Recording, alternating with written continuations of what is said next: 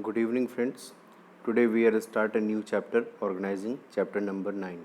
Okay, you can see here on your screen. So first of all, for half yearly, we have to study only two topics: meaning of organizations, steps of organizing, and formal and informal organizations. Up to here, we have to understand. Okay, for the half yearly examination. After that, we will study the after half yearly examinations. Okay, my dear students, so you have to understand two topics for the half yearly examination. So please be serious and understand for to this topic. Okay, meaning of organization. Organization means if you want to do work in informal way, there the for work there is no any identification, there is no any recognition. For getting a identification of your work, for getting uh, recognition for your work, you have to establish you come you have to come under a roof, you can say. Means come if you have come in under a roof, then you get a name, a particular name. जैसे हम कोई भी business करना चाहते हैं तो एक particular name से करेंगे, पर्टिकुलर हेड से करेंगे, ठीक है। जैसे उस बिजनेस का नाम हो, मार्केट में जाए कि जो भी ये चीज़ बिजनेस हो रहा है वो उस नेम से हो रहा है या ये ऑर्गेनाइजेशन कर रहा है, ठीक है। जैसे रिलायंस है, टाटा है, तो उन्होंने क्या दिया है, एक ऑर्गेनाइजेशन बनाया है। ही हैज़ फॉर्म है ऑर्गेनाइजेशन। तो आज जब ऑर्गेनाइजिंग हम करते हैं, ऑर्गेनाइजेशन करते हैं, तो इन सब सारी चीज़ों को हम क्या करते हैं, फॉर नेम शेक, फॉर मतलब एक आइडेंटिफिकेशन के लिए, फॉर रिकॉग्निशन के लिए हम क्या करते हैं, एक काम को करते हैं, ठीक है ना। तो देखिए क्या है ऑर्गेनाइजेशन, बेसिकली क्या, organisation is the process of identifying, क्या है, identifying the and grouping various activities, bringing together physical, financial and other resources and establish authority relationship among positions, ठीक है ना। क्या है, सारे जितने भी ऑर्गेनाइजेशन क्या है कि सारे वेरियस एक्टिविटीज़ को ग्रुपिंग करना, फिर उसको असाइन करना, फिर से जितने रिसोर्सेज हैं उसको एक रूफ के अंडर में लेके आना, फिर उसको प्रोसीडिंग करना, फिर एक जो भी उसको जो प्रोसीडिंग होगी उसके लिए जो प्रॉपर अथॉरिटी है उनके बीच एक रिलेशनशिप को मेंटेन करना, ये सब सारे काम हम एक अंडर ऑर्गेनाइजेशन में करते हैं। तो आपने देखा डेफिनेशन, एक बहुत सिंपल डेफिनेशन है, ठीक है ना। तो organising function result in a creation of organisational structure which enables the framework within which the enterprise functions. The aim of organizations to enable people of work together for a common purpose. और जो भी organisation में जुड़ता है वो एक common point of view को लेके जुड़ता है, एक और कॉमन ऑर्गेनाइजेशन को लेके जुड़ता है, कॉमन गोल को लेके जुड़ता है, जो उस पर जो ऑर्गेनाइजेशन का गोल है वो उसके हिसाब से ही एक्ट, ओके ना। तो इस तरीके से इसके बहुत ये सारे डेफिनेशंस हों। अब देखिए बहुत सारे डेफिनेशंस भी हैं यहाँ पे, आप देख सकते हैं क्या है। Organizing is the process of defining the grouping the activities of enterprise and establishing of authority relationship among them. ये एक अच्छा definition है, आप लोग देख लीजिएगा। In performing the organization functions, the managers defines, departmentalize and assign activities so that they come most effectively executed. जब एक छत के अंदर में आ जाते हैं, एक रूफ के अंडर में आ जाते हैं, एक ऑर्गेनाइजेशन के अंडर में आते हैं, तो काम बहुत इफेक्टली और वेल तरीके से मैनेज होता है। इंपॉर्टेंस क्या ऑर्गेनाइजेशन की, देखिए स्पेशलाइजेशन हो जाता है। Means in the process of organisation work is divided and sub divided and into compact and convenient jobs. Similar jobs are group together into determinement division थर्स। जैसे क्या होता है कि जब एक ऑर्गेनाइजेशन बनाते हैं तो हम स्पेशलिस्ट पर्सन को उस काम को अलॉट करते हैं। तो क्या सबसे पहला चीज़ क्या, स्पेशलिटी आती है, मतलब एक्सपर्ट के थ्रू हम काम को कराना स्टार्ट कर देते हैं, और जो भी हमारे लिए काम करता है वो मेरे लिए क्या होता है, एक्सपर्ट होता है, एकदम स्पेशलिस्ट होता है। तो स्पेशलाइजेशन आ जाती है, तो काम में करेक्टनेस आती है, काम में जब करेक्टनेस आती है, एक्यूरेसी बढ़ती है, क्वालिटी बढ़ती है उसकी, तो फिर उसका कस्टमर का फेथ भी हमारे ऊपर बढ़ता है। तो इसलिए इंपॉर्टेंस है। दूसरा, optimum use of human resources. Definitely when the activities performed by an expert, then definitely he will give the quality and he will utilize the um, optimum utilization of human resources. Third one is coordination and cooperation. He will act with the cooperation and coordination. जो top management है वो क्या करता है, सारे individual and सारे जो managers हैं उनको क्या करता है, कोऑर्डिनेट करता है, मतलब उन सबके बीच एक कोऑपरेशंस का मोमेंट क्रिएट करता है, कोऑर्डिनेशन का मोमेंट क्रिएट करता है, और फिर they will participate of the all other activities, मतलब सबके काम में क्या करते हैं, सब एक दूसरे के पार्टिसिपेट करते हैं। तो ये एक बहुत बड़ा सपोर्ट है, ठीक है ना। सिक्योरिटी फेथ होती है, सपोर्ट डेवलप होता है, ठीक है ना। तो इस तरीके से ऑर्गेनाइजेशंस का ये फ़ायदा मिलता है। फिर ग्रोथ एंड डाइवर्सिफिकेशन आता है बहुत ज़्यादा, जब सारी चीज़ें एक वेल प्लान मैनेज वे में होती है तो company will take the growth, ठीक है ना। फिर एडाप्टेशन टू चेंज, जो भी कोई चेंज करना होता है तो बहुत ईजिली हम क्या करते हैं, चेंज कर ले जाते हैं, और उसको हम बहुत जल्दी ईजिली अडॉप्ट कर ले जाते हैं। तो इन तरीके से हम क्या करते हैं, जो ऑर्गेनाइजेशन में जो चेंज आता है वो सारी चीज़ें बहुत वेल तरीके से मैनेज हो जाती हैं। Training and development of personnels, हम organisation under organisation we provide so many type of trainings and developments, we need to train our employees, we need to train, और जो मैनेजर्स हैं उनको क्या करते हैं, वो ट्रेन करने का काम करते हैं, ठीक है ना। तो इस सब तरीके से फिर ऐड टू मैनेजमेंट, मैनेजमेंट को एक बहुत बड़ा हेल्प होता है। तो ये सारे इंपॉर्टेंस होता है, इंपॉर्टेंस है, ठीक है ना। इसको देख लीजिएगा। स्टेप्स क्या हैं, सबसे पहली चीज़ स्टेप्स के बारे में I want to repeat once again, क्या step should be in order, order इसका मिसमैच नहीं होना चाहिए, जान लीजिए बच्चों, ठीक है ना। अगर आप इसको गलत स्टेप गलत ऑर्डर में लिखते हैं then you will not get any marks, ठीक है ना। तो सबसे पहले स्टेप्स क्या होते हैं, शुड बी इन ऑर्डर, आपको ऑर्डर वाइज याद करने हैं। तो पहला क्या है, division of work, under organisation we divide the work and assign the work. क्या करते हैं, हम वर्क को डिवाइड कर देते हैं according to the speciality, according to the subject, ठीक है ना, कौन सा काम किस डिपार्टमेंट का है और कौन व्यक्ति करेगा। तो इस तरीके से हम क्या करते हैं, ग्रुपों को एक्सपर्टाइज किया स्पेशलाइज्ड बेसिस पे हम क्या करते हैं, डिवाइड कर देते हैं। फिर ग्रुपिंग जॉब एक्टिविटीज़, अच्छा जितने सेम नेचर के जॉब होते हैं उनको एक डिपार्टमेंट से अटैच कर देते हैं, उस काम को क्या करते हैं, डिवाइड कर देते हैं, ग्रुप कर देते हैं, उसका ग्रुपिंग कर देते हैं। और फिर हम क्या करते हैं देखिए जैसे ग्रुपिंग किस बेसिस पे करते हैं, there should be adequate specialisation, perform the grouping of activities should facilitate coordination department, there should be an economy in the administrative expenditure, it should be very easy to exercise control। जब एक तरीके के nature के job होते हैं, एक तरीके के नेचर के काम होते हैं, तो एक व्यक्ति करता है तो वो ईजिली सारी चीज़ों को कंट्रोल कर लेता है और उसको असाइन कर देते हैं। The nature of activity should be considered, the number needs preferences and limitation of employees. फिर क्या है, थर्ड स्टेप्स असाइनिंग ड्यूटीज़, फिर हम ड्यूटी को असाइन कर देते हैं। Each group of activities is assign to an individual best suited to perform it. While assigning duties, the qualification, experience and aptitude, okay, of people should be given due to consideration. For example, activity of manufacturing department should be assigned to the technological qualified person, ठीक है ना। जो भी जैसे मान लीजिए अगर manufacturing का देना है तो जो टेक्निकल एक्सपर्ट होगा, जो अच्छे से मशीनरी को अपग्रेड होगा, वो जो मैन्युफैक्चर करता होगा, उसको हम उन चीज़ों से, उस इंजीनियर से हम क्या कहेंगे, उसको अलॉट करेंगे।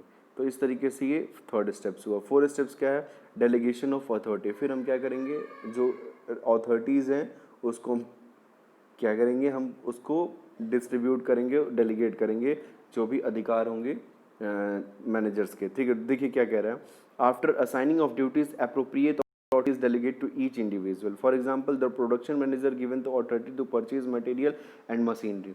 तो प्रोडक्शन मैनेजर को हम क्या करेंगे, अथॉरिटी देंगे कि आप इतने लेवल के इतने तक का सामान खरीद सकते हो और उसको प्रोसीडिंग करा सकते हो, ठीक है ना।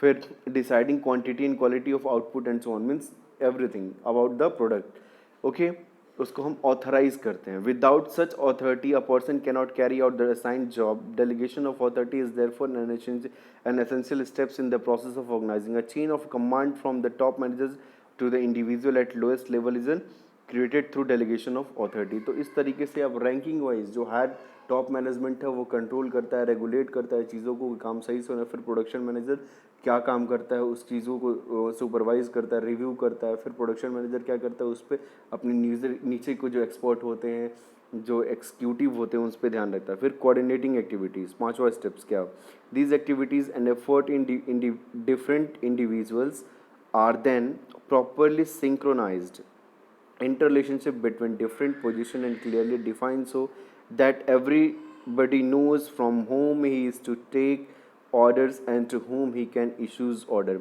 Coordination in the working of different departments and individual is necessary for the teamwork and efficient performance. जैसे मैंने पहले ही बताया क्या कि कोऑर्डिनेशन कितना इंपॉर्टेंट चीज़ है. सारे एक्टिविटीज़ को हम कोऑर्डिनेट करते हैं और सारे डिपार्टमेंट जब हम प्रॉफिट बढ़ाने के उद्देश्य से काम करेंगे, ग्रोथ के पॉइंट ऑफ व्यू से काम करेंगे, मीन्स सेम गोल के हिसाब से काम करेंगे, then definitely they will achieve your predetermined goal. अब there are two type of organization. First one is formal organization and second one is informal organization. Formal organization means the organizational structure designed the established by management to achieve organizational goals. क्या होता है, मतलब एक management के through proper formally, जिसको हम formally कह सकते हैं, bye official you can say, तो एक जो वेल सेटल कल्चर होता है, वेल सेटल इस्टेब्लिशमेंट होता है, वो अंडर फॉर्मल ऑर्गेनाइजेशंस में होता है. जो एक वेल स्ट्रक्चर डिज़ाइन होता है उसके लिए और इस्टेब्लिश बाय द मैनेजमेंट होता है, तो वो क्या होता है, formal organisation. It is an official system of clearly defined activities relationship which are intended to divide the integrate and activities for the organisation. जो काम को प्रॉपर तरीके से करने के लिए, मतलब मैनर वे में करने के लिए, और तो इस तरीके से इसको डिज़ाइन किया जाता है. ठीक है ना. Formal organisation refer to the structure well defined. ये पूरी लाइन आप लोग हाईलाइट कर लीजिएगा क्योंकि बहुत इंपॉर्टेंट लाइन है, अक्सर ये पूछा भी जाता है. फॉर्मल ऑर्गेनाइजेशन का मतलब क्या है. Well defined job each having a definite authority and responsibility. The structure is deliberately design to enable people to work together effectively for accomplishment of common objective. According to Scott, a formal organization is a system of coordinated activity of a group of people.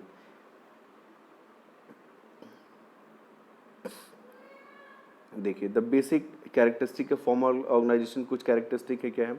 It's a deliberately created by the top management. Definitely ये management के द्वारा create किया जाता है. It is based on specialisation और division of labour. ठीक है ना, मतलब स्पेशलिस्ट पर्सन काम करते हैं, डिवीजन ऑफ लेबर करते हैं. ठीक है ना, according to the capability, according to the suitability, according to the eligibility of the labour. It defines clearly the authority and responsibility of every individuals. ठीक है ना, मतलब और सबकी अथॉरिटी और रिस्पॉन्सिबिलिटी क्या होती है, डिसाइड होती है. It is a developed through delegation of authority. It has written rules and procedures. Definitely, it is specific the official lines for communication, official relationship. अब जैसे मान लीजिए कोई बात हुआ, तो जैसे किसी ऑर्गेनाइजेशन में जो ऑफिस की लाइन रहेगी वही सबकी लाइन रहेगी. ये ना कि कोई अपना पर्सनल स्टेटमेंट कम्युनिकेट नहीं कर सकता है. ठीक है ना. It focus on job to be perform and not the individual who perform the jobs. ठीक है ना.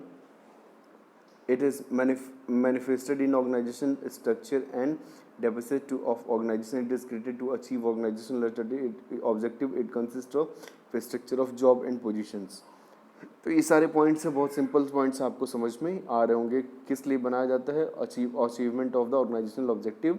और फिर it consist of a structure of job and positions. Advantages क्या हैं, बहुत सारे एडवांटेज हैं कि जो भी ड्यूटी एंड रोल डिफाइंड होती है अच्छे तरीके से की जाती हैं, एक्सपर्ट के द्वारा की जाती हैं. यूनिटी ऑफ कमांड मेंटेन किया जाता है. ठीक है ना.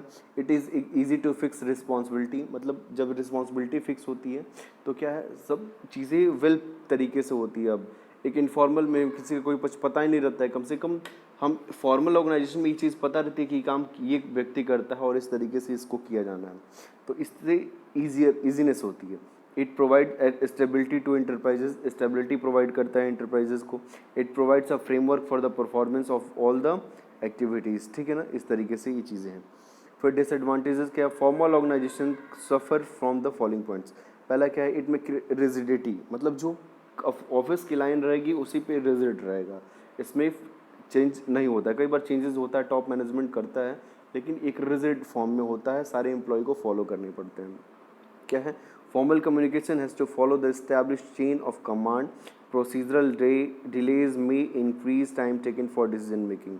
Due to focus on structure and work, human relationship में not be fully understood. It doesn't provide a complete picture of how an organization to work. पूरे तरीके से कई बार होता है कि एम्प्लॉय बहुत डिमोटिवेट होते हैं किसी कारणों से, तो फिर वो क्लियर पिक्चर नहीं बताते हैं. तो इस तरीके से क्या है, एक इसका एक बहुत बड़ा ये डिमेरिट्स भी है. इन फॉर्मल ऑर्गेनाइजेशन इंटरेक्ट और communicate while each other for common. Gradually they develop friendly relations and form small social group. जैसे क्या होता है, फॉर्मली वे में काम करता है व्यक्ति, ठीक है ना, तो ऑफिस में जब काम करते तो वहीं सब सारे लोग सोसाइटी में भी मिलते हैं, तो एक इनफॉर्मली रिलेशनशिप क्रिएट हो जाता है। तो इनफॉर्मल रिलेशनशिप में क्या होता है, देखिए इनफॉर्मल ऑर्गेनाइजेशंस इसको कहते हैं, ठीक है ना। मतलब जो काम का ऑफिस में जो काम कर रहा है वो इनफॉर्मली वे में भी ऑफिस का काम कैसे करेगा, ठीक है ना। इस तरीके से इनफॉर्मल ऑर्गेनाइजेशंस को क्रिएट करने के लिए बनाया जाता है। The network of these social groups based on friendship is known as internal organizations, ठीक है ना। For example, some employees working is the sales department may be interested in cricket और dance. They may form an individual group to further their common interest, ठीक है ना।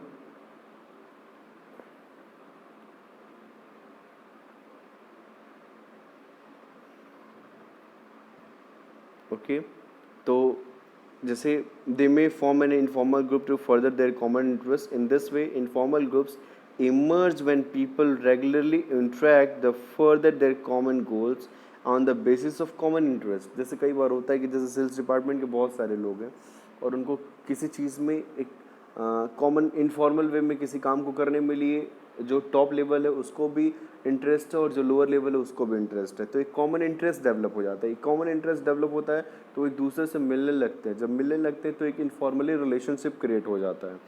तो अब देखिए informally group immerse the people regularly interact the further common goal on the basis of common interest.